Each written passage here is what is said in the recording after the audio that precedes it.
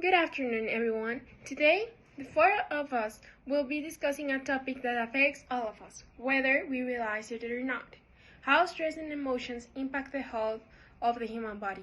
Understanding the topic is essential because stress is not just a feeling, it's a physiological response that can affect different systems in our body. That's right.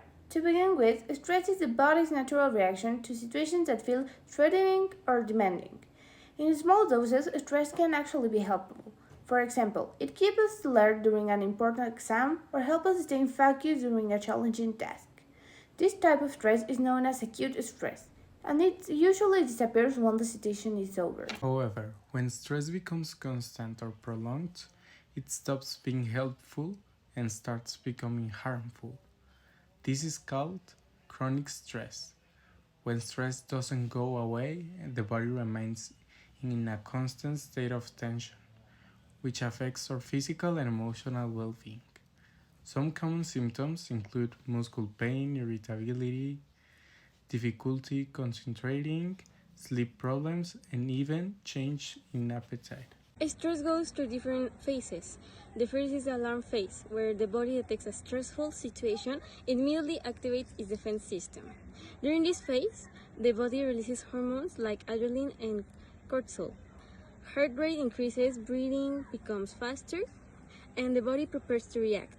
This is commonly known as the fight or flight response. The second phase is the resistance phase, also known as the adaptation phase. Here, the body continues to stay alert, trying to cope with the ongoing stress. This phase uses a lot of our physical and mental energy, which is why people going through long periods of stress often feel exhausted or overwhelmed. If this stressful situation continues for too long, the body eventually reaches the exhaustion phase. In this phase, the body resources are depleted, making it more vulnerable to illness, emotional instability, lack of concentration, irritability, and even depression or anxiety disorders. This is why managing stress is not just important, it is necessary. Cortisol, the hormone most associated with stress, plays a huge role in this process. When cortisol levels stay high for long periods of time, it can affect the immune system, making us more likely to get sick, and it can also increase blood glucose, raising the risk of diabetes, and reduce serotonin levels, which directly affect mood and emotional balance. Of course, the cause of stress can vary from person to person. According to Marshall 2023, one major cause of the excessive use of technology, spending too much time on electronic devices, can lead to sleep problems, emotional fatigue, social isolation, and even addiction-like behaviors. Other causes include academic pressures, work overload, financial difficulties, family conflicts, health issues, and sudden life changes. Stress can also show up in many different ways. Behavioral symptoms include avoiding responsibilities, oversleeping, or not sleeping enough. Changes in eating habits, procrastination, or crying without a clear reason. Emotional symptoms include irritability, sadness, constant worry, or feeling overwhelmed. There are also cognitive symptoms which affect the mind. This can include difficulty concentrating, trouble remembering things, losing track of tasks, or feeling mentally blocked. And finally, social symptoms such as avoiding people, isolating yourself, or having frequent conflicts with others. The good news is that stress can be managed, and some effective strategies include exercising regularly, practicing deep breathing or relaxation techniques, organizing daily tasks, taking breaks, expressing emotions in a healthy way, and asking for help when necessary. None of us can eliminate stress completely, but we can learn to handle it in healthier ways. This is closely connected to mental health. According to the World Health Organization 2022, mental health is a state of well-being that allows a person to develop their abilities, cope with normal stresses, work productively, and contribute to their community. Having good mental health doesn't mean that someone is happy all the time.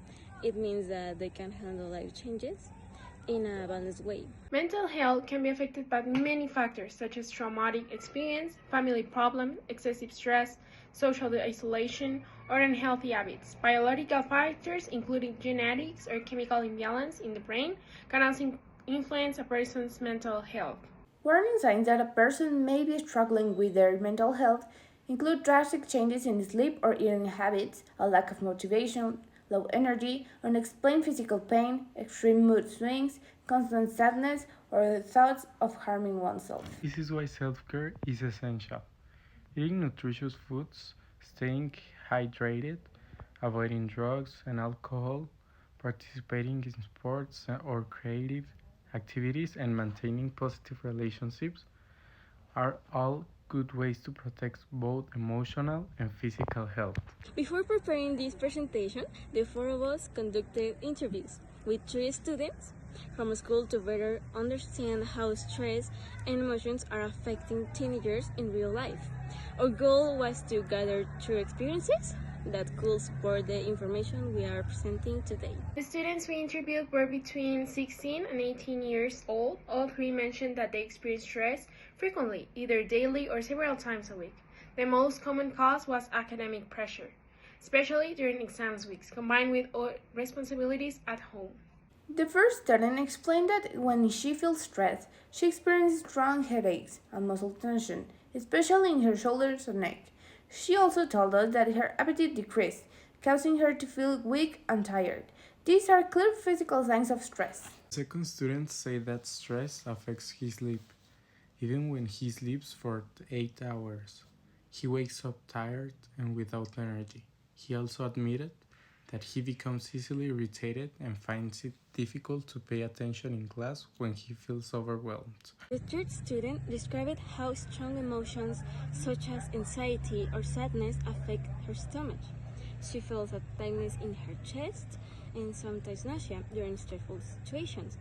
This shows how emotional stress can directly impact in the digestive system. These interviews help us understand that stress is not just an emotional experience. It has a real physical effects that can interface with daily activities, academic performance, and overall well-being. Teenagers often experience headaches, fatigue, stomach discomfort, irritability, and trouble sleeping as a result of stress. With all this information in mind, we can see that stress and emotions play a crucial role in the health of the human body. They influence how we think, how we feel, and even how our organs function. Learning to manage stress isn't only about feeling better emotionally.